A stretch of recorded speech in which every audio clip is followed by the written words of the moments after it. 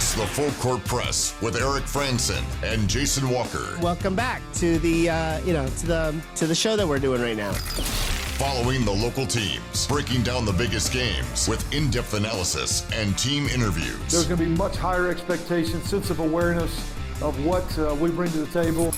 Join the show by calling into 435-752-1069 or text 435-339-0321. It's the Full Court Press. Throws, ends yes! Caught! Touchdown! They did it!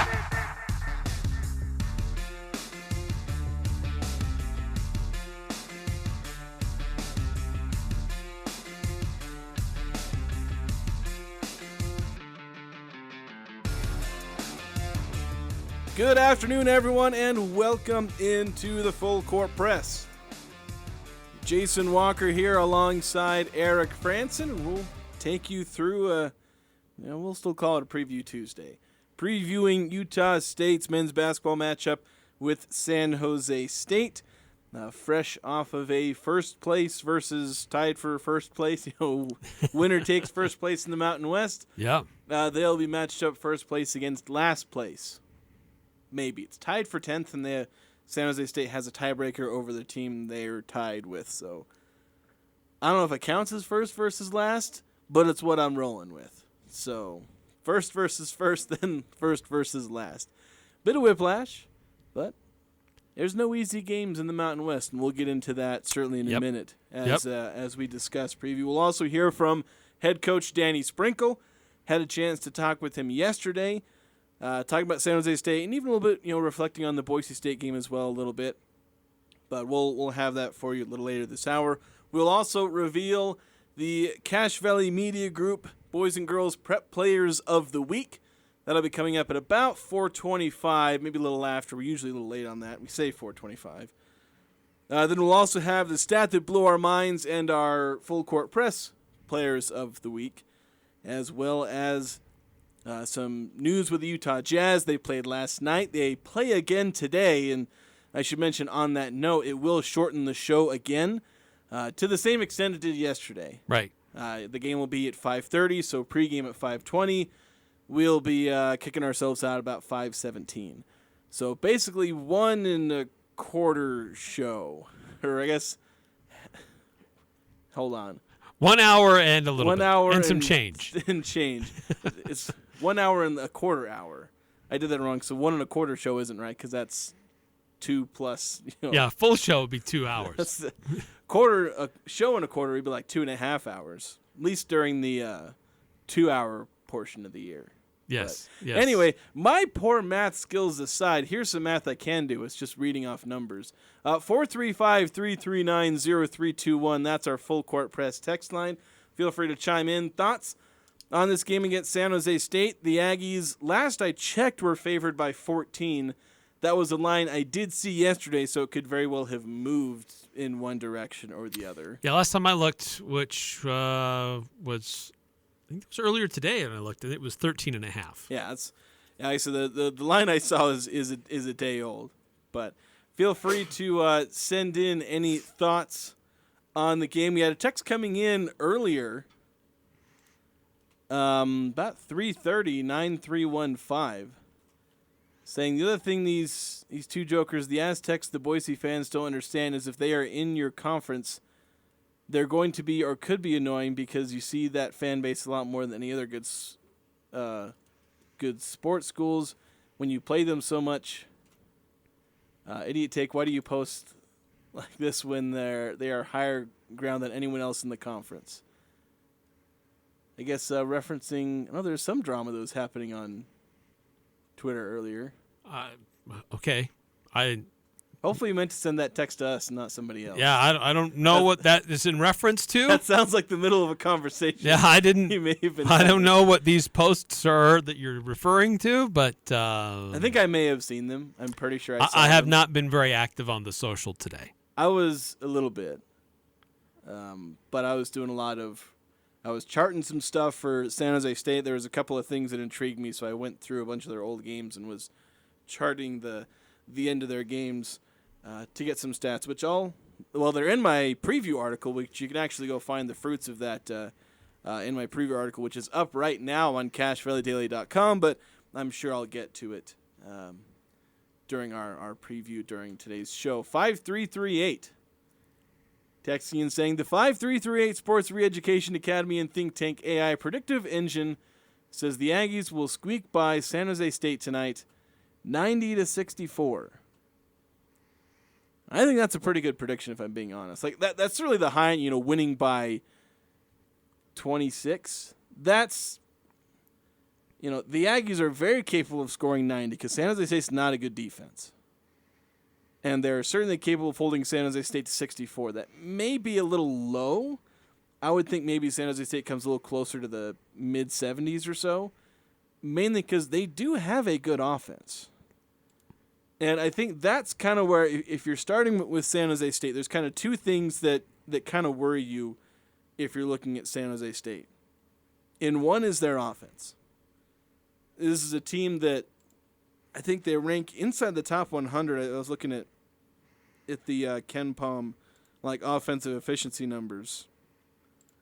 I want to say they were just inside, or they're a decent offense. And I think one thing that you worry about schematically with their offense is that they have a very good system and talent to fit that system. They have 5 rotation players. Basically everyone except their centers hits at least 36% from 3. And so I think it came out to 5 players in their rotation that hit 36% from 3. 4 of those hit 38%. So these are not just average, having a bunch of players who are average shooters. It's having a bunch of players who are above average, sometimes elite shooters. I mean, we saw that kind of in games last year. A lot of these names are guys you'll remember from last year, like Cardenas and Trey Anderson. Those were guys that were hurting the Aggies last year. Good shooters. And so basically they're starting a lineup. Their starting lineup features 4 shooters and a 7-footer who averages 1.8 blocks per game. And they can also go to a 5-out lineup because one of their bench players, a 6'8" forward, who I assume they can throw in there and play some small ball, but then they can go 5 out. And Cardenas is averaging 6 assists a game. So they've got a system where they can be running ball screen and then drive into the lane. You got to guard everyone on the perimeter. Yeah, everybody's got to be accounted for. Yeah, and so it's a catch-22 where it's you want to defend the paint, but you can't leave the guys wide open for 3 because otherwise you're giving up corner threes, wing threes.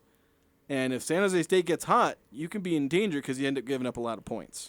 Yeah, it's been kind of a hard team for me to figure out, to be honest. They're 1-6 in conference play. Their one win, they beat Air Force 70-67. Not a big offensive output, so it's a more defensive game. But in their losses, they've scored 73, 69, 78, 82, 75, and then 65. So anywhere from 65 up to 82 in their losses. Yeah. So it's a team that has shown varying degrees of being able to score, but also having some games where they really struggle to score. Yeah, and that's, when you're a team that's 8-12, you're going to see that. You're going to see that inconsistency. You're going to see some fatal flaws in the team. But obviously the good thing, again, pointing out the things that can make this team dangerous, and we'll get into some of their weaknesses as well that counter this, but mention the offense, the 3-point shooting, Cardenas in his, the 2-man game with, anybody, pick and roll. Again, the 7-footer, he's a decent, roll guy. Shoots 63% from the field. Shoots almost 70% on cuts or, when he's passed to in the pick and roll action. So very good shooter inside, although he only plays 17 minutes a game, but still. Offensively, they're good. And then the 3-point shooting, they've had, I think it's 7 or 8 games where they've hit at least 10 3-pointers, which I think is tied for first or barely second in the conference for most games of at least 10 3-pointers. And they had a game, and it was in conference, it was against Fresno State. They hit 17 3-pointers. He's ridiculous. That's a lot. This team, that is a lot. Danny Sprinkle talks about how he thinks his team will one day hit 10 or 15 3-pointers. San Jose State can do that, multiple times. They have a game of 16 3-pointers, and 17 3-pointers. The downside is their defense, and I mentioned the game where they had 17 3-pointers against Fresno State. They lost that game. Did they hit 17 3-pointers? I should actually look it up and see how many teams have lost a game when they hit 17 3-pointers. That's pretty bonkers. I'm going to see if I can remember to look that up during the break, because that's kind of the wow. It's like you look at these numbers and you say, okay, they can hit tons of threes. They got 5 guys that can threes. They can run 4-out lineups with a 7-footer inside who can shoot effectively in the paint. They can run 5-out lineups. They got a point guard who himself is a really good shooter and a decent scorer. And they've got a 6'6" or 6'5", 6'6" wing guard. I'm suddenly spacing his name. He's their leading scorer. His name starts with an M. I suddenly forgot his name. But, you got a 6'5" wing who's able to, he's trying to play the kind of Omari Moore, although he's not as versatile as Moore was. But you got that kind of wing who's also a 14, 15 point per game scorer. And you see all these good things out of San Jose State, and then it's like, well, why are they 8-12? And just so much it has to do with defense. And also struggling in the clutch. That was the thing, and especially defensively in the clutch, because the thing that I was charting out that I kind of hyper-fixated on for a while is you look at 5 of their losses, so 5 out of 12 losses, have been by either 3 points or were losses in overtime. That includes a game against San Diego State. Yeah. Where that came down to the last couple of possessions for either team. And so I went back through those 5 games and I charted either the last 5 minutes of regulation or just overtime to look at San Jose State's defensive efficiency. And it was bad. They were giving up like 1.436 points per possession, which, for reference, if Utah State averaged that many points per possession for an entire game, they'd be pushing triple digits. That's how bad a defense. It's the rate of giving up triple digits. And this was their efficiency over multiple games in the clutch. So they're getting close, but they can't close out games because they can't play defense in the clutch. And they can't play defense in general. Their defensive efficiency, according to KenPom, is 285th. That's bottom 100. Yeah, that's not good. So that's the fatal flaw in San Jose State. Now, for any one game, you go off, you can win. And so that's the key for the Aggies is don't let them go off. Because then you can control the game with your offense, your pace, your rebounding. Speaking of which, that's another weakness of the San Jose State teams. They're terrible rebounders. They grab less than 50% of rebounds. Think they rank sub 300 in rebounding. And I think a couple of different rebounding, like total rebounding and offensive rebounding percentage. So it's not a very good rebounding and not a very good defensive team. So don't let them use their one strength. Their strength, their offense, their three-point shooting, that's what they will cling to, and that's what they can beat you on. And any team that can do that can beat literally anybody. Yeah, I mean, this is a team that, as you mentioned, took San Diego State to the wire, only lost by 3, shot a lot of outside shots. Granted, that game was in San Jose. They don't really have a home court advantage because no one shows. Well, the thing is, but it was on their court. Some of their more impressive games have been home court, like San Diego State. That was at home. I think another. Yeah, just because it kind of is a home court advantage because good teams are used to playing in front of good crowds, and you go and do that. Or crowds at all. Or crowds, period. And you go there, and it's not there, so you have to. If you're not manufacturing your own energy, you can get caught by surprise a little bit. It's like playing in an empty theater. Kind of. But look, this San Jose State team, they've never lost 4 in a row this season. They've had a couple of stretches where they've had 3 3-game losing streaks, but they've never lost 4 in a row. So late November, early December, they lost 3 in a row. Early this month, the start of the year, they lost 3 in a row, won a game, and then have lost 3 more. So this is a team that, it's not very good. But as we've seen in this conference, you can't take anybody for granted, take anybody lightly, and this team would love nothing more to come into Logan and play spoiler.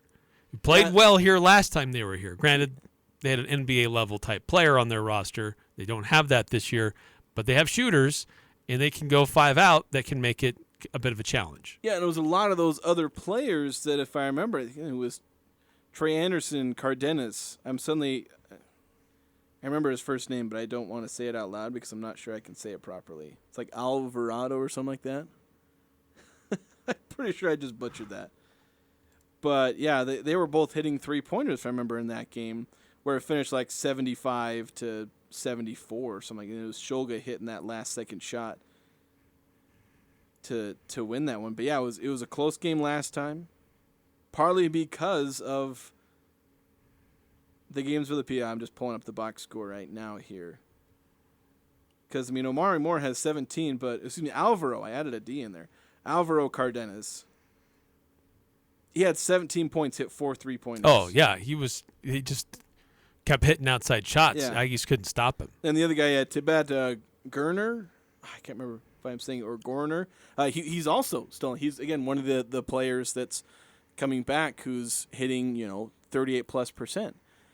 He hit 6 3-pointers in that game. It's like Omari Moore, he was around. He had 8 assists, in 16 points, but it was these other guys. So it's that, that whole team effort where they were able to hit so many 3-pointers, 10 3-pointers. Actually, all of them were from those two guys. Nobody else on the team hit a 3, but still 10 3-pointers for a team was enough to really challenge what was, again, an NCAA tournament team for the Aggies. So, again, if you can hold down that strength, like this is not a great team, but they have at least one great strength. So keep them from doing that, and you'll have no problems.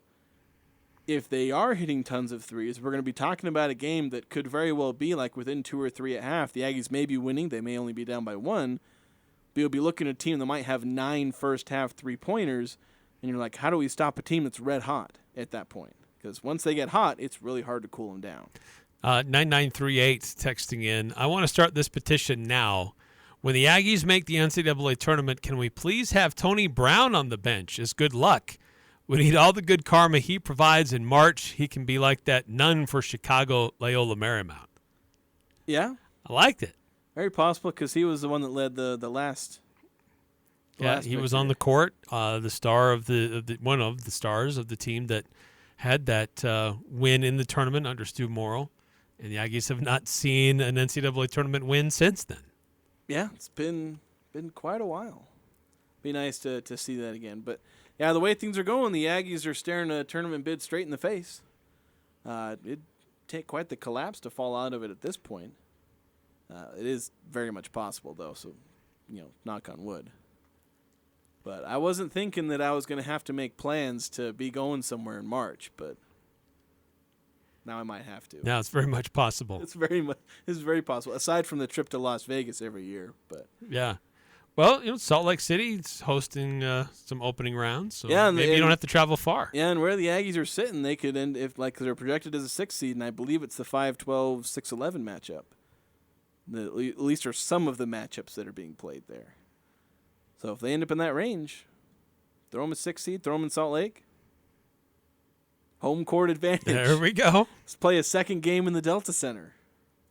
That'd be pretty sweet. That would be nice. That'd be very nice. So, that's back to this game. Like I was saying this yesterday where you hear Danny Sprinkle coming up a little bit later talking about how he said this multiple times this season where they're not good enough to overlook anybody. And so far, the Aggies haven't really overlooked anybody. They got caught off guard, I think, a little bit by UNLV, but I think UNLV is just kind of that good, and then so is New Mexico. I don't think they overlooked either of those two teams. And they didn't overlook Air Force. They didn't overlook Wyoming. They didn't overlook Fresno State. Like, this team's been good at not overlooking teams, but they have to keep doing that. Like, that's the championship mentality. We're now talking about this team. We're talking about NCAA tournament, Mountain West Championship. Like, that's the reality these guys are looking at, is that's what they're chasing now, since they've realized that that's how good they are. But they have to keep vigilant, because we've seen teams drop these games against teams they're supposed to beat. UNLV dropping to Air Force. San Diego State dang near dropping 1 to this same San Jose State team. Wyoming knocking a couple of teams off. So the Aggies, as long as they're not overlooking teams, don't look forward to Saturday against San Diego State. Don't be looking forward to that next tough road game. Focus on this one here. And if they do, if they're not overlooking, they'll win by 14 points. By what they're favored. They'll have a chance to win is the 5338 Sports Reeducation Academy and Think Tank AI Predictive Engine, whatever it's called. They can win by as much as 90 to 64. That's possible if they're playing up to their potential. And I'm confident they will. I'm expecting a comfortable victory. But you also should probably never expect that because you never know what's going to be happening in college basketball. Yeah, this is one of those where you just came off of an emotional game on the road in overtime, and you've got a really big game coming up on Saturday. So get this. It's important to focus on this one and get it taken care of. Impose your will, and take care of business at home, and do it in a way that your second, your third string guys get a good run. Yeah. So we got to take a break. On the other side of this break, we're going to shift temporarily to high school basketball. We will be revealing the Cache Valley Media Group Prep Players of the Week for this last week. There's a lot of really good candidates for both boys and girls. It's a little tough for me to vote. Yeah, this was tough. I had to, particularly on a few players, I went back and forth a couple different times on this. Yeah. So we'll reveal who the winners are coming up next here on the Full Court Press. This is Jay, owner of Daryl's Appliance. For 54 years, our desire has been to make life easier for anyone who owns an ailing appliance. At Daryl's, we have the fix for your appliance headaches. Our trained technicians and large parts department are here to get your appliance up and running fast. Call Daryl's, your appliance experts, and we will take care of the rest. Experience the Daryl's difference west on Airport Road. See Daryl's Appliance in beautiful downtown Benson. Happy New Year! You survived the holidays. This is Jarek at Jarek's Fine Jewelry. Did you meet the family during the holidays? How was that? Is it time to go engagement ring shopping? Valentine's Day is coming, but why wait? Do it now. Bring her in and view our collection of over 3,000 rings. With many of them being our own custom designs, I know we will find the perfect one. At Jarek's Fine Jewelry, we make it special. So come make it Jarek. Jarek's Fine Jewelry. Make it special. Make it Jarek's. Cache Valley Ear, Nose, and Throat hopes the new year brings you wonderful opportunities, fresh starts, and of course, better health. Cache Valley Ear, Nose, and Throat in the Three Peaks Medical Plaza, North Logan, and Providence is here to help. Cutting-edge techniques, qualified doctors, and friendly staff ensure the highest quality patient care for both adults and children. Most insurance products, including SelectMed, are accepted. Go to CacheValleyENT.com for appointments and details. Cache Valley Ear, Nose, and Throat offer you solutions to ear, nose, and throat symptoms, helping you live the life you deserve. Your search for copiers and printers should include Les Olson IT. There you'll find sharp copiers with powerful technology giving you one-click scanning to your office software programs. You'll find reliable HP printers that help your work groups get more done. And you'll find Ricoh graphic systems for professional quality prints. You'll find local supply delivery and peace of mind knowing you're covered by the best service in the industry. Les Olson IT. It's ski season, Cache Valley. This is Mark at the Sportsman, where we mount bindings. If you need bindings mounted to your skis or snowboards, in most cases, we can do it in 48 hours or less. That's right, 48 hours or less. At the Sportsman, we can also tune, sharpen, wax, and repair your skis or board so they are ready for the season. Usually, we can get those done in 48 hours as well. For 73 years, we have been taking care of skis and boards only at the Sportsman on Main Street in downtown Logan with tons of parking in the back. This show is different. The Doug Gottlieb Show. Make him say, make him say, Ladies and gentlemen. Now, the argument for Belichick would be this. That, when Belichick's had a quarterback, obviously he was very, very good. And he's the opposite of what you've had previously. Brandon Staley was only in the NFL for like 6-7 years before he became a defensive coordinator, then all of a sudden was propelled to being a head coach. The Doug Gottlieb Show. Weekday afternoons from 1 to 3 on Sports Talk Radio, 106.9 FM, 1390 AM. The Fan. This is Nate Lamson with Valley Office Systems, your home team when local matters. Valley Office Systems is your local provider for all things office, copiers, printers, furniture, and document management. Proudly serving Cache Valley since 2007. Visit valleyofficesystems.com. The Full Court Press. Connect with us on Facebook, Twitter, and online at 1069thefan.com.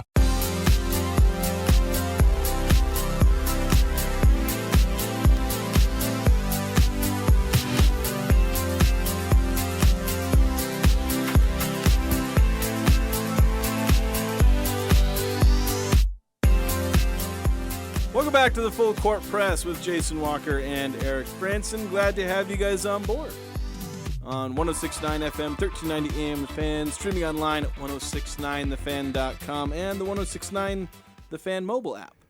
I almost messed that up. Still got it. You got it. You got it. It was good. I'm going to do that in my sleep at some point. I'll be sleep talking. I'll be like, tossing and turning. 1069 The Fan. 1069 The Fan mobile app. Full Court Press text line. It starts rolling out at the most random, odd places where it shouldn't. So we need to award the Cache Valley Media Group Boys and Girls Prep Players of the Week, presented by McDonald's, obviously a wonderful sponsor of local high school sports around here. They also sponsor our Player of the Game awards that we hand out on each of our broadcasts for the boys, or when we do girls broadcasts as well. I actually had a chance to do a girls broadcast last week, and actually on that note, one of the players that I had the great fortune of calling a game for is the girls Player of the Week, Claire Fisher of Skyview Girls Basketball. They went 2-0 this last week, cementing themselves as they're sitting number 2 in Region 11. Obviously, Ridgeline's at number 1, and they're obviously having a great season. But Skyview sitting there number 2 in Region, number 4 in the 4A RPI in Fisher, who is, as I've been told, is coming back from an injury. She this last week dang near had a 20-20 game where she scores 24 points, grabs 19 rebounds in a win over, I believe that one was against Green Canyon. And then the game I had the pleasure of calling was Skyview's win over Mountain Crest, where she had 10 points and 9 rebounds, but 6 blocks. So, one game she's dominating, points and rebounds. Another game she's putting up 6 blocks. So, fantastic week there from Fisher, obviously leading the way for, Skyview's got several really good players. Yeah, this was tough. It was great performances, and just considering not just like how these players played or what their stats were, but the implications of some of those games. And I applied that to both the girls and the boys for this last week. And that makes it tough. But you know what? Hard to argue against those who won it. I voted for Claire. For the girls, I think I did have a different vote for the boys than who won it. Yeah. But still, these were some great high-level basketball being played in Region 11. I think it goes to show, because we've had several weeks the last 2 weeks where first place has been unanimous.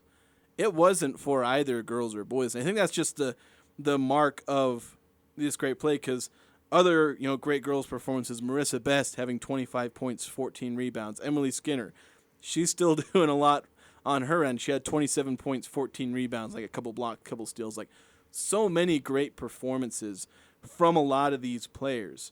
The girls Player of the Week, Claire Fisher. Obviously, we'll look forward to seeing more great play from her. On the boys' side, we're sticking with Skyview. I was a little surprised by this one, but it was one of the great, a great 2-game stretch and kind of a breakout. And so I think it's actually fitting that he ends up winning this award in his breakout week.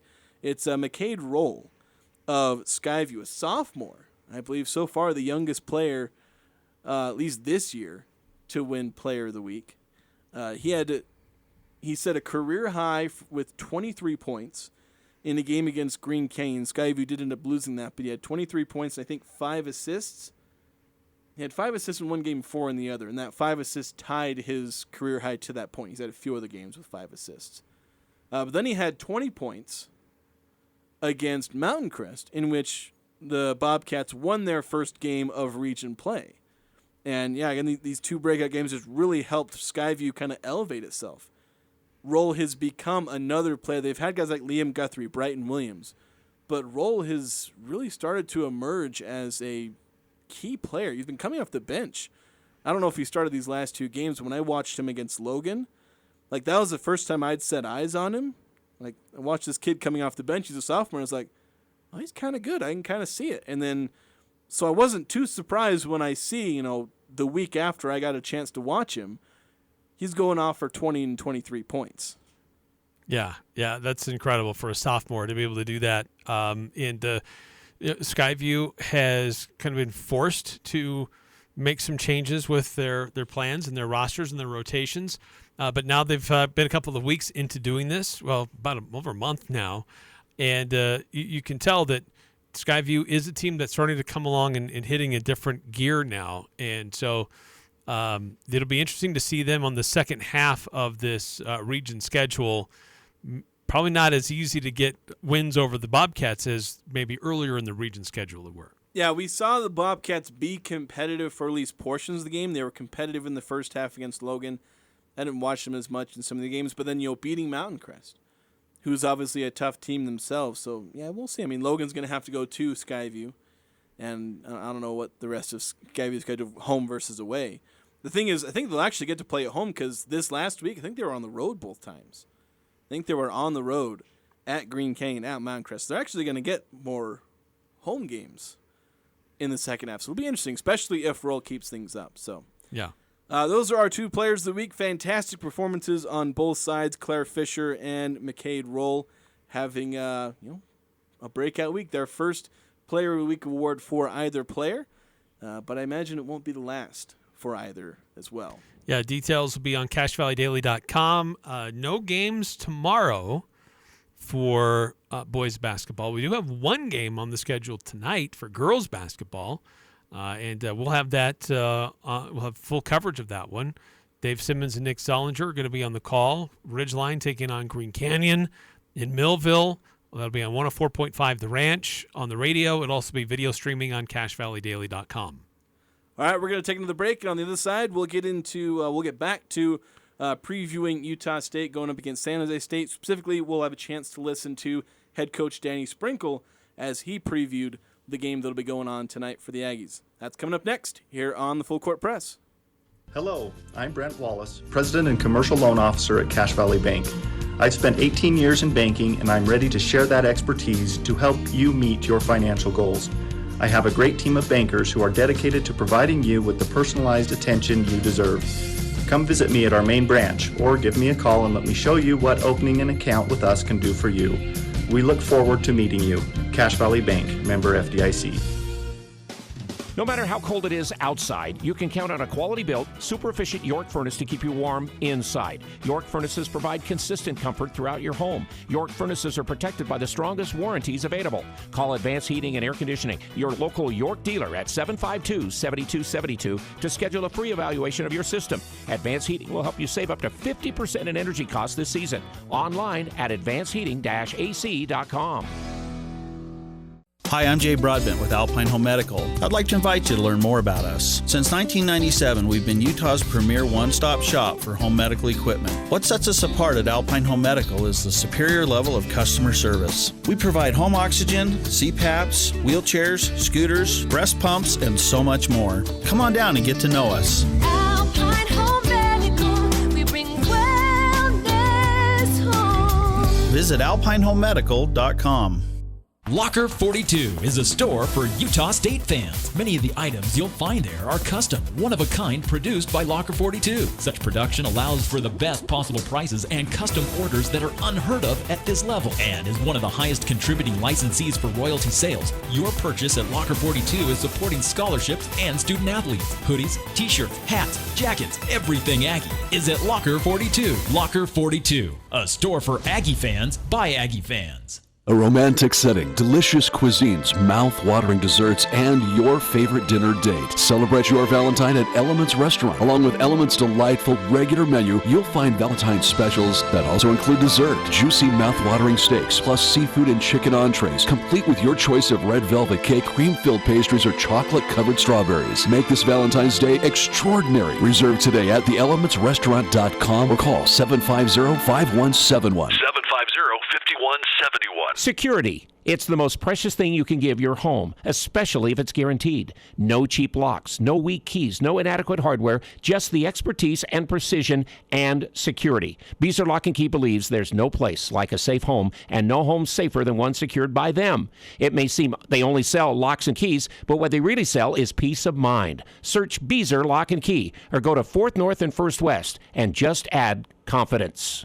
Hello, Cache Valley. This is Tom Hale at Blue Sky Restoration, formerly ARS. Remember, got a mess? Call ARS. We want to let you know that here at Blue Sky, we still have the same great staff, we provide the same excellent service, and are ready to help you in your time of need with water mitigation, mold remediation, or a fire. From Blue Sky Restoration, thank you for trusting our staff and myself for over 35 years with your disaster needs, and we will continue to be here for you.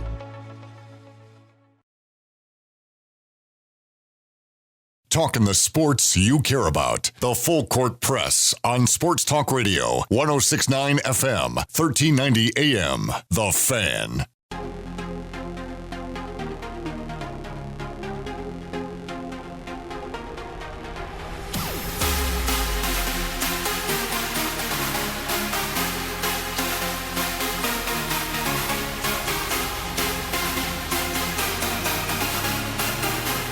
Welcome back to the Full Court Press with Jason Walker and Eric Frandsen. Feel free to jump in on the Full Court Press text line, 435-339-0321. Previewing at the moment Utah State going up against San Jose State. 9-15 texting in says USU pays the rent tonight. But do the fans? Aggies 85, other guys 68. Yeah, I mean, you'd hope so. I hope there's a good crowd there. I imagine there will be. I imagine there will. I think it'll be a crowd similar to the scale of Wyoming. You're probably not selling out. It's a midweek, Tuesday evening game. It's a school day, work day, whatever you want to call it. So 8,000 plus. You might push over 9,000. I think Wyoming was just shy of 9,000. Of a sellout crowd of 10,200. So. Similar for the Fresno State game. Yeah, I think similar. Yeah, so you'll have your sellouts for your big games, the Boise States and New Mexicos and all that, and San Diego States and Nevadas. But for a lot of these games, 85-90% capacity, just because you're a ranked team, and that draws a lot of people. Yeah, they come out for these. But hopefully it's a full rocking crowd, not too many other distractions or competition for people's time and attention tonight, so hopefully it's a good rocking crowd in the Spectrum. Want to shift over to listening to Danny Sprinkle. We had a chance to meet with him, the media, yesterday after practice, and chance to talk to him about 7 or 8 minutes, just previewing this game and also having a chance to chat a little bit. I mean, the game against Boise State came up a couple of times, but here was Danny Sprinkle yesterday after the Aggies practice. Obviously, San Jose State, much better team than their record. Like, they've been in every game. They could very easily have 5-6 wins. They played some of the, San Diego State, down to literally the last 20 seconds. Boise State, same thing. They're very dangerous because, probably the best shooting team in our league. All their guys can shoot threes, and they do a tremendous job with their pace and their offensive scheme to get guys three-pointers. And Cardenas, I hope I pronounce his name right. Their point guard is tremendous. One of the best ball screen guards in the country. Like, he finds guys and gets a lot of guys shots, but he can also create for himself and get the ball to the rim. And he's like Darius. He makes everybody better. But they have so many weapons that can shoot the basketball. And they've shown they've made 17 threes in a game this year. And so we have to do a great job, not only guarding the three-point line, but guarding 10 feet and in also. You can't give them easy baskets. They're going to make some threes. I think they're making 10 a game. And so you got to try and limit, you got to limit the threes, but you also can't let them be sneaky and get the ball to the rim and get layups. So I guess what is, you talk about them being close in all these games, but obviously they haven't won those. I guess where did they come up short? I mean, you mentioned the game where they made 17 threes and they also lost that game. I guess where did they come up short in those cases? Some of it is just the other teams making big plays, at critical times, or, they made, who knows, like, it comes down to more often than not in the last couple minutes, players making plays. Like Ian Martinez last week, that wasn't a designed play. we tell our guys, like, we coach them to get the ball up the floor fast and put pressure on the defense. It wasn't like we said, hey, Fish, get the rebound and kick it to Ian and go lay the ball up. You know, it's a great player making a great play. Just like Boise had some players make some plays that put them in position. But, you know, in this league, it's going to come down to the last couple minutes, and it's going to come down to, you know, who's making big shots at the critical times. I remember when Jason talked to their players at the media day, they all said they love to play here because they have no atmosphere in San Jose. So it's a big game for those guys. And that's the problem with having such a great environment is everybody loves to play here. You know, and some teams really feed off it. You know, and then there's some teams that come in and our crowd eventually is going to affect them. You know, and it's going to help our energy. But no, I mean, if you're a college basketball player, you want to play in an environment like this, home or away. Well, I think Gorner made 6 threes here last year. Cardenas made 4 against SN. Yeah, well, hopefully they got them all the way out of they got them out of the way last year. Yeah. But those are big time players, you know. I mean, obviously, Gorner, like, he was at Arizona, I believe. You know, I mean, they're both high level players, you know, that could play anywhere in the country. So how's their defense? You know what? It's not bad. Like, they mix it up. You know, they'll play some 1-3-1. They'll play 2-3. Then they'll go to man halfway through the possession. You know, they try to keep you off balance. You know, their center's a big-time shot blocker. You know, similar to, like, Khalif on the defensive side. Offensively, he's got some really good skill. He can pass it. He can short roll. And so, like, they have good pieces, you know. And, you know, we just have to play the way we play. And hopefully they have to adjust to us. You know, but it's going to come down to, like, we have to get stops. We can't let them get rocking and rolling from 3. And then on some of those long rebounds when they're shooting threes, like, we got to convert those into transition baskets. You must like the way your team, though, has adopted the Rents do and how you continue to go into games no matter who you're playing. It looks like you guys play hard all the time and everything, too. It is. And it's, you know, our guys, and I've said it before, like, we're not talented enough and we're not good enough to not get better every day. We're not. And, you know, and these guys know in our league, like, you can't look ahead. Like I said, I've said it before, and it's the truth. Like, I don't know who we play next week or the week after. Now, I know we play Boise because I know Stu Morrill's court naming. It's hard not to know that. I see that. But other than that, I don't even want to know who we play because in this league, it's discouraging. Like, you looking like, oh, my God, we got to go here and there. And, oh, my God, like, how are we going to? It's too much, you know, and just stay in the moment. And our guys have done a tremendous job of that. You know, I know everybody's expecting us to fail ever since we got ranked. It comes down to, oh, they didn't play a strong non-conference schedule. Oh, well, they haven't played on the road.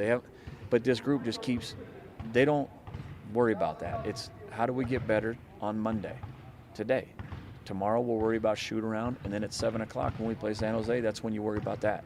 But they've been even keel, and, you know, it's not a arrogant group at all, man. Like, it's a humble group. So there were some very discouraging moments at Boise, but it seemed like they just played through it, you know? It is, and it's crazy. Like, it's just kind of their character, because we've had a bunch all year. There's been times where, like, we're done. At UNLV, like, there's a 99.9% chance, like, that we're going to lose the game, and somehow we find that .01. And it's a huge credit to our guys and staff. Like, the belief these guys have, like, until it shows 3 zeros up there and that red thing goes around the backboard, like, we still have a chance. And, you know, just really proud, you know, and I'm proud again, kind of similar to San Francisco. Like, we won that game with our defense. You know, like, a lot of teams would have fouled. I think there was 40 odd some seconds left, and we stayed in our 1-3-1 and made the play, you know. And then Josh obviously made a big shot once we got it up the floor, and you know, they keep battling, man. I don't know how to explain it because some of the stuff, I haven't been a part of teams like this. It seems like they don't look down on teams. I mean, Fresno, they came out and played well. I mean, it's like they've just moved on. They don't flinch. Yeah, they don't flinch, and, you know, like I said, we're not good enough to overlook anybody, and I think our guys, they know that.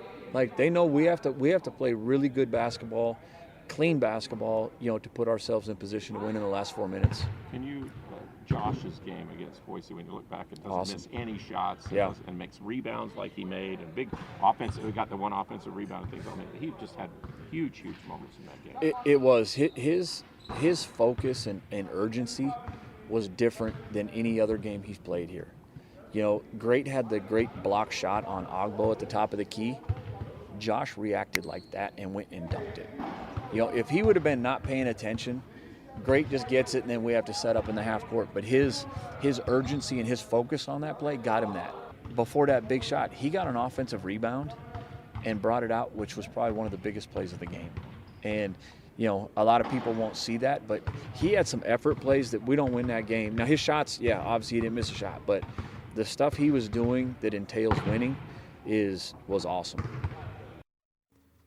That's head coach Danny Sprinkle. Again, talking about San Jose State, but obviously drifting back toward what was obviously an amazing game against Boise State and a lot of the great performances. We talked about this yesterday, and I kind of alluded to what Sprinkle was saying there toward the end about Uduje, where it's like a lot of the praise he ended up having for Uduje had nothing to do with the fact that Uduje went 6 of 6 from the field and had 18 points. It was a lot of the other things he was doing. Some of which that led to an easy, that easy dunk in, I think it was in overtime, that I think capped off that 6-0 start. It was everything he did before, and the dunk was obviously just the easy part. Right. Yeah, high praise for Uduje. Again, talking about his team, their mental fortitude. We talked about this on Monday, how this team just doesn't seem to blink. When things get weird or things get tough, they continue to go out there and execute and keep fighting. They don't seem to get rattled. And that's a testament to the coaching, but more so the players themselves on the court. Yeah, the players have to execute. Because the thing is, all the players know what they're supposed to do. They know the game plan. They know what they're supposed to. They've had it pounded into their head in practice, in walkthroughs, in film. But it's another thing to have, head on your shoulders to keep that in your head, because that can obviously be the tricky thing is you have such a short time to learn this stuff and apply it. And that's where you end up falling back a lot of times on your roots, on just being tough, executing your stuff. Maybe you don't remember exactly what your man's three-point percentage is, know whether or not exactly if you should give him a little more room or not. But go back to your roots. Still close out well, still do the things that you need to do, and that's what the Aggies keep doing. They keep winning. One final text, then we're going to take a break after this text. 8968 says, however big the crowd is, it'll be much bigger than any that the Spartans get at home. It doesn't seem to bother them. It didn't bother them last time out. No, they came out and made it tough on Utah State. This is a team you can't take lightly because they've got shooters all over the place. They had some players that that we didn't really pay a lot of attention to ahead of the game last year, who went bonkers from 3, and they have the ability to do that again. The defensive attention isn't going to be mostly on one guy like it was last year. It will need to be spread around for a couple of different guys. But there is going to be some challenges out on the perimeter for Utah State on tonight. Yeah, it's closing out threes and stay in front of your guy in that pick and roll. If they're doing that, hard to see them going wrong. All right, again, we're going to take a break. When we come back, we'll have the stat that blew our minds and our full court press players of the week. Don't get caught without power to your home or business. This is Tyler with Golden Spike Electric. We offer Generac backup generators to keep your home or business warm, avoiding frozen pipes, loss of valuable food, or even a flooded basement. Golden Spike Electric is certified and factory trained, so you know it will be installed right and properly maintained. Contact Golden Spike Electric so you'll never be without power again.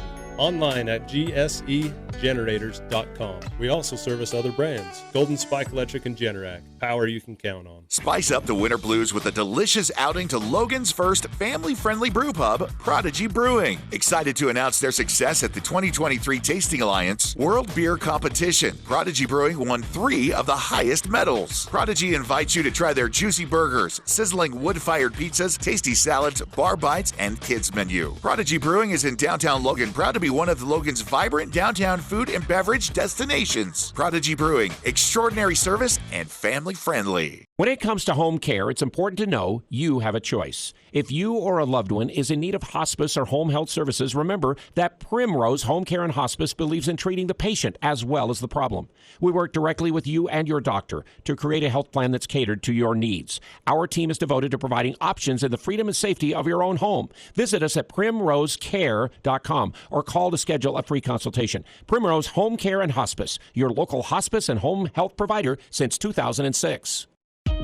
It's never too late or too cold to get rid of that old vehicle. Now is the time to earn extra cash by calling DD Auto and Salvage. Let them pay you for that junk vehicle. DD Auto and Salvage makes it so easy and fast to get rid of your junker vehicles by paying you the most money possible. Pickup is available. If you have metal, DD Auto and Salvage in Logan wants to pay you today. Call 787-1204. That's 787-1204 today. See store for details. You know you recognize that song. I'm talking to you, class of 1976. Hi, this is Rusty Allen with LSS Insurance, and turning 65 means it's time to talk Medicare. LSS is here to help. Call 752-9493 for help with Medicare. As your local agent, we will research benefits, costs, and look up prescriptions so there aren't any surprises at the pharmacy. Call LSS at 752-9493. It doesn't matter who you root for. The Full Court Press has all the high school sports covered. The Full Court Press. Connect with us on Facebook, Twitter, and online at 1069thefan.com.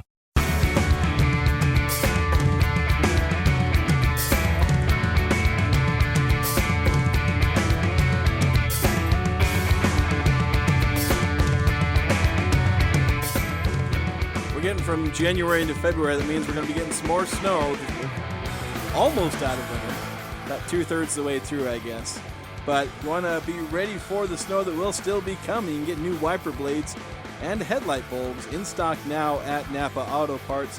You can also earn a $20 Visa gift card when you purchase one qualifying Napa Legend or Napa Legend Premium AGM battery, or you can earn a $25 Visa card when you purchase one qualifying AAA premium battery. The offer expires actually tomorrow, so not a lot of time left. Yeah, gotta get you a chance to win those Visa cards. I want to get into our stat that blew our mind and player of the week real quick, and let's start with the stat that blew our minds. Let's take a look at the numbers. It's the stat that blew our minds. He did what? On the Full Court Press. Wow, that blew my mind.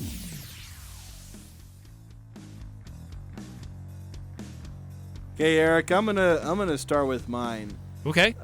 There were a couple, but I've already belabored the one that revolved around the Boise State game and the keys to the game that the Aggies didn't get, but still won. But the one that blew my mind, and I saw some of these because there's a lot of 70-point plus games happening in the NBA recently, and some people have pointed out that from 1964 to the end of calendar year 2022. There were 4 70-point games. Just in, how was that, 50 years? Something like that. You know, guys like Devin Booker, Kobe Bryant, David Robinson, David Thompson. You know, every now and again, every like 10, 15 years, somebody would do it. Since the beginning of calendar year 2023, there have been 4. 2024? 2023. Oh, okay. So there was one, in order, it was Donovan Mitchell. He had, on January 2nd, 2023, he had 71. You've also had Damian Lillard, who had it in February of last year. And then 2 of them this season. Earlier this month, Joel Embiid has 70 on the 22nd earlier. And then Luka Doncic, just a few days ago, having himself 73. Bonkers. Yeah.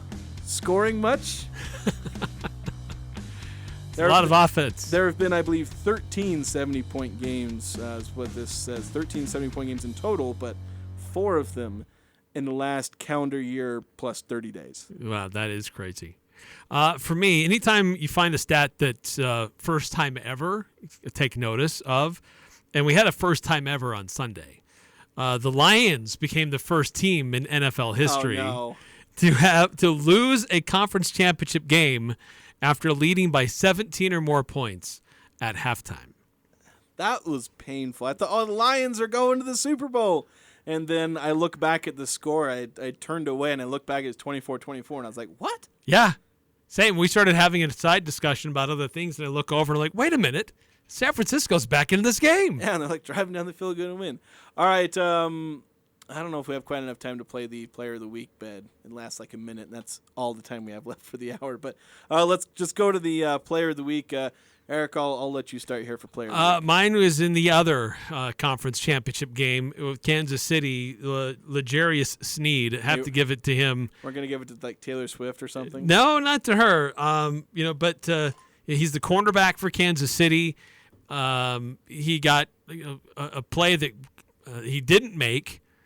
Gets the ball spiked on his head, but then a few plays later, punches the ball out, forces a fumble right there at the end zone, saves the game really for Kansas City with the big-time play in the second half. And so despite all that weirdness, he stayed in there and kept his head cool and made a great play. There you go. Good stuff. I keep it local as always, going with Isaac Johnson. Had the big game against Boise State, obviously, but for the week averaged 9.5 points, 8.5 rebounds, and 2 blocks.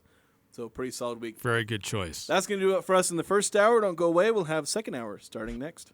I'm Dan Patrick, and this is Above the Noise. When the NFL draft rolls around, the yearly conversation regarding positional value always resurfaces. As a rule of thumb, the most devalued positions tend to be running backs, safeties, and linebackers. But when you look at how this weekend's championship matchups unfolded, maybe we have underestimated the impact of these positions. The Ravens All-Pro safety Kyle Hamilton often looked like the best player on the field in Baltimore this year. Fred Warner made a massive impact in crunch time for the Niners. And running back Jahmyr Gibbs played a crucial role in the Lions' surprising run to the NFC title game. Not to mention, Christian McCaffrey is the driving force behind the Niners' dominant offense. All 4 players are thought to be playing some of the least valuable positions, but they all made a substantial impact on Sunday. Granted, these are all pro-caliber talents, but it just goes to show an elite player will always find a way to make an impact. I'm Dan Patrick, and this is Above the Noise.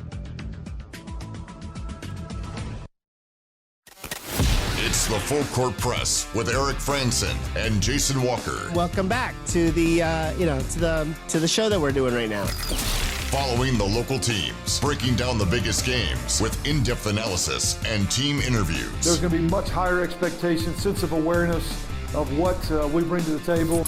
Join the show by calling into 435-752-1069 or text 435-339-0321. It's the Full Court Press. Rose, ends up, yes! Caught! Touchdown! They did it!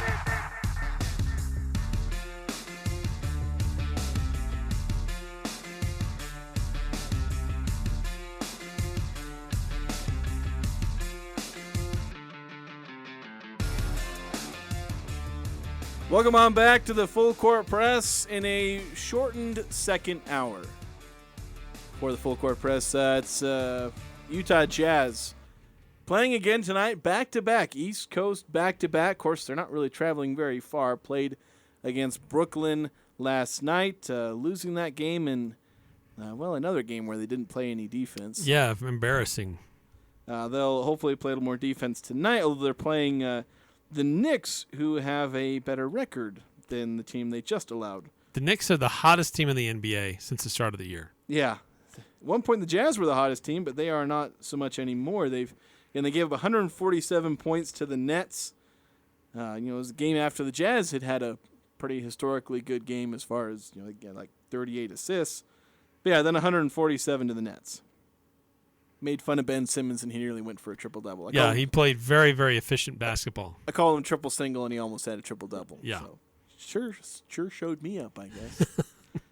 But yeah, facing the Knicks, who, again, they've got a lot of really tough players. I don't know if they're going to be any – if playing the Knicks is going to spark any of the rumors about Jordan Clarkson and going to the Knicks and whatnot, because they've been eyeing him as a potential trade target. But yeah, they've been playing well, but Julius Randle hurt his shoulder. He will be out. But the Knicks played last night as well, but they were on the road. They were at Charlotte, so they had to travel last night. Utah didn't, so maybe there's a slight advantage there. But New York is coming into this game as one of the hottest teams in the NBA, and suddenly the Jazz are regressing to where they looked like the earlier part of the season, struggling on the road, struggling to have that confidence, that defensive intensity, and teams are taking it to Utah, and they're letting them. Yeah, I mean, you look at the 2 games they've won. So they've lost 4 out of their last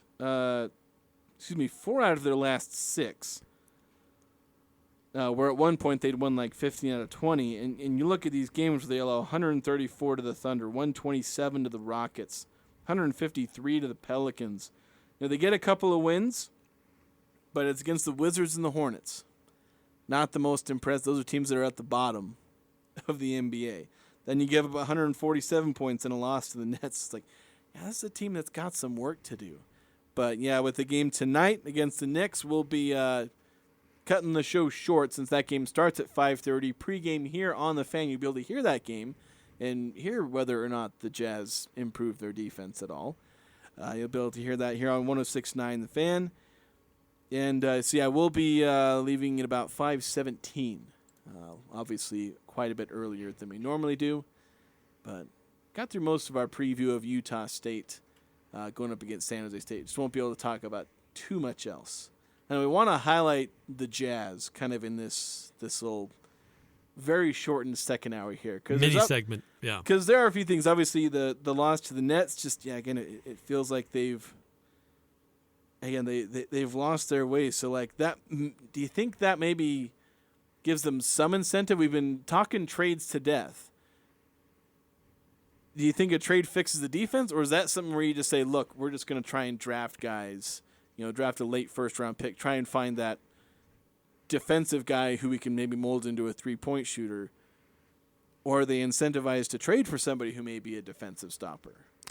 Well, we talked yesterday that Utah is in a position of strength where they're young, they're on the fringe of the playoffs. I mean, they're still in the 10th spot because LA also lost last night. The Lakers did. So they didn't drop below them or move ahead of them. But Utah clearly is still a very average team. But they're still young. But if you trade away their veterans, what are you replacing them with? Getting younger? That's what this team needs, is more veteran help, I think. The guys that understand the moment and when it's appropriate to dig in, and maybe when it's appropriate to, I don't know, not necessarily the opposite, because you don't want them to totally relax and take their foot off the gas, but when to recognize how to start early and dig out of gaps and holes and runs by another team. Veteran players who've been around and understand that, I think, need to help this team. And I think the Jazz have kind of gotten away from running a lot of their stuff, a lot of their actions through Lauri Markkanen. His scoring is down the last couple of games, which also makes me wonder if I don't think he's going to make it to the All-Star game based on the way things have been going here over the last week and a half or so. Not going to make it, stay in the game? He's going to get injured? Or are they going to? No, I don't think he'll be invited as an All-Star reserve. Oh, no, he's not. Yeah. That's the thing. He should be. Yeah, earlier in January, he was playing at a high level and getting people's attention again, but that's tapered off again these last 2 weeks. Yeah, and I think the fact that he was injured for a while, injuries, the fact that he doesn't have the story and fans completely ignoring him, he's, as much as he probably deserves to be back there, he's not going back there. But, yeah, it does make things interesting for the Jazz, the fact that they just don't seem to be – they've had times where they're playing better defense. When you go back to those games that are winning a lot, go figure, they were allowing a lot fewer points. It's not like their winning was sparked by this spectacular offense. Although they were playing good offense, it came more from defense. And to be honest, every time you talk to a coach with their offense, they talk about how their defense, fuels their offense. So you need these guys to be playing good defense. And I think, assuming that no trades are going to be made, because I'm just kind of working from that assumption, you need to find out which of these guys are going to be able to positively impact defense. You're not going to have defensive stoppers literally anywhere. You're going to have a Walker Kessler who's going to be a rim protector and rim runner. Rim runner. There you go. You have that kind of guy who can obviously kind of anchor an interior. But obviously, versatility is the name of the game in the modern NBA. Like, who do you have out there who can be really positive impact defenders? Some guys aren't going to be like super positive. You look at Colin Sexton and maybe down the line Keyonte George or even a Colin Sexton now. It's like, okay, maybe they're not defensive stoppers, but they can pull their weight and not get hounded on defense, or not get switch hunted. Ochai Agbaji, you're looking at him maybe being a plus guy. He's probably not going to be an all-defensive guy. We'd have probably seen that potential by now. But we keep marking him as like, this is going to be your 3-and-D guy. Well, can he do either of those things? Figure that out. Maybe play Taylor Hendricks. You drafted him on him being like this really good, versatile, power, combo forward type thing, maybe small ball center, a guy who can be a fantastic weak side shot blocker. The guy who, again, just he's the guy that can, at his highest potential, he's the guy you would look to stop the Anthony Davises and the Giannis's, or at least slow them down, because he never really stopped those guys. Find out who those are, because you're identifying that the defense is your weakness, so see if you have those guys on your roster, i.e. play Taylor Hendricks, please. If you're not going to trade for somebody, play Taylor Hendricks. He's your 9th overall pick. Like, at this point, he's screaming bust because you refuse to play him. And you're just ruining him. I don't know if I'd go that far to say they're ruining him, but they're not giving him as many opportunities to see. What number 9 overall pick never plays his first year and turns out all right? I don't have the numbers on that, but they drafted him knowing he was a raw prospect and that he needed time and development, and that's what he's doing in the G League. And look, he needs to be on the court. I agree with that. I think he needs to be in the mix with NBA veteran court. And yes, with NBA veteran players to understand the cadence, the preparation, playing at this level. And I'm a little surprised this deep into the season we haven't seen him as much as we have. But I'm not going to go out there and say this is a bust, because some guys just need that more development, and that's what the G League provides. If he's not going to see the court but sparingly, at least give him a chance to see this court often in the Jazz system and get that coaching that he needs. Yeah. Well, to me, I say that. We do need to take a quick break here, but I don't call him a bust to be disparaging to him. I'm pinning this on the coaching staff, where they're going to turn him into one. Through no fault of his own, Taylor Hendricks is going to be told, well, eventually you're going to play. Eventually. They're setting this kid up to fail because they're not giving him an opportunity. We talk about opportunity. Sam Merrill finally got his opportunity. He's lighting it up. Yeah, it took him 3 years. 3 seasons.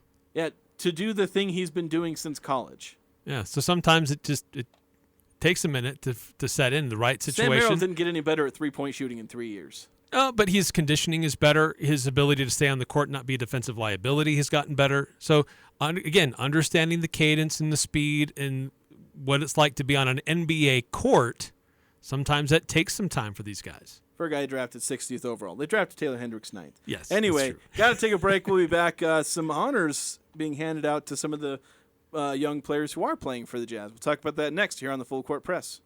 This is Ryan at My Mattress. My brother Travis and I opened our first store here in Logan in 2010 by Big 5 Sports. Recently, we opened our second location by Red Balloon Toys. We carry the world's best beds: IntelliBed Purple, Tempur-Pedic, and Sealy Posturepedic. And yes, we are the ones that tease Lewiston once in a while. We're 6th-generation Cache Valley family, and chances are that you or your neighbor have bought a bed from us, and we value that more than anything. Come into the North or South My Mattress today and sleep better tonight. Isn't it time to sleep exceptionally? Check out the new Liberty Chrysler Dodge Jeep Ram in beautiful Montpelier, Idaho. We've got friendly staff, great service, fresh inventory, and the same values you expect in a small town. Montpelier, Idaho, a small town with great people to serve you, the people of Idaho, Wyoming, and Utah. You can now see most inventory online too at libertycdjr.com. We're the new Liberty Chrysler Dodge Jeep and Ram in Montpelier with warranty forever. Join the show by calling 435-752-1069 or text 435-339-0321. It's the Full Court Press with Eric Frandsen and Jason Walker.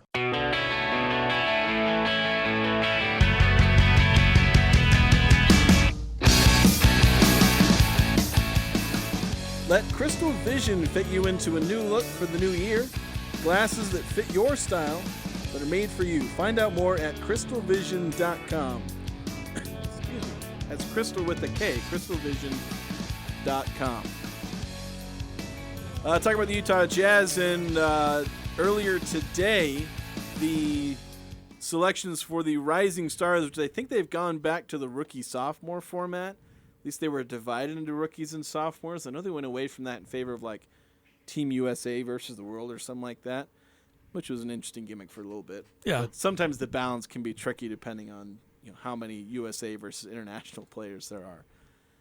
But rookie-sophomore players, so 2 Utah Jazz players being selected to, one on the rookies as Keyonte George, and then you had Walker Kessler, who was on the rookie last year, but this year, obviously, on the sophomore. So it's his second selection to the Rising Stars All-Star Game presented by Pop-Tarts Panini Rising Stars. Oh, gosh. Doesn't Panini make bread? Panini is a style of bread, but it's also a trading card company. Oh, so it's Panini that's trading, not the bread. Not the sandwich. Okay, because that actually makes sense, because Panini, like bread, rises. Oh, hey. Yeah. But I guess this be the trading cards. But so it'll have the rookies, it'll have the sophomores, and it'll have about 7 players out of the G League that'll be part of the Rising Stars Challenge. So, yeah, good exposure and opportunity for some of these young players to participate and get out there and have some fun, but showcase their talents as well. Yeah, it's really nice. It gives specifically an opportunity for a lot of young players, especially because if you have like young developing teams, they have like no shot at getting an All-Star. The Jazz were supremely lucky that Lauri Markkanen had the year he did last year, because they were staring in the face of hosting the All-Star game and having no All-Stars. Not having an All-Star, yeah. Which, come to think of it, that probably really impacted Lauri Markkanen getting into the game. But young teams that don't have all-star level players, but they have, rising stars. So I really love the Rising Stars game as far as being able to have players get recognized. Not saying I actually watch the game, but... sometimes it's kind of interesting. Sometimes, especially if you have a player in it, I might actually watch just the Keyonte George and Walker Kessler and see if Walker Kessler gives a friendly hip check to Keyonte George. The skills challenge was kind of fun last year just because Jazz had a team and they were having fun out there. The skills challenge and that tends to be one of the better ones because it's just fun. They're just having fun out there. By the way, quickly, we didn't mention this the other day, but Utah Jazz have announced their makeup date with the Golden State Warriors. They were scheduled to be in Utah, but then they were at a team dinner and their assistant coach had that medical incident, which is a tragedy. So they will play Golden State already scheduled on February 12th. Then later that week, they'll play them again on February 15th, both of those games in Salt Lake City. Yeah, so just obviously an ideal situation, so doing the best they can. People putting their heads together to figure out a solution. So, that'll be the next game. And speaking of games, the Jazz will be playing coming up next here. We'll be kicking it on over to Utah Jazz pregame. Thanks very much for listening. Make sure to tune in tomorrow. Since 1896, couples throughout Utah have shopped S.E. Needham Jewelers for their diamond engagement ring. We offer our integrity price guarantee on a beautiful selection of unique, high-quality diamond engagement rings. Gals, you'll love our rings, and guys, you'll love our prices. We price our diamonds at internet pricing. Review the web and come see, hands-on, our beautiful selection. Shop and compare.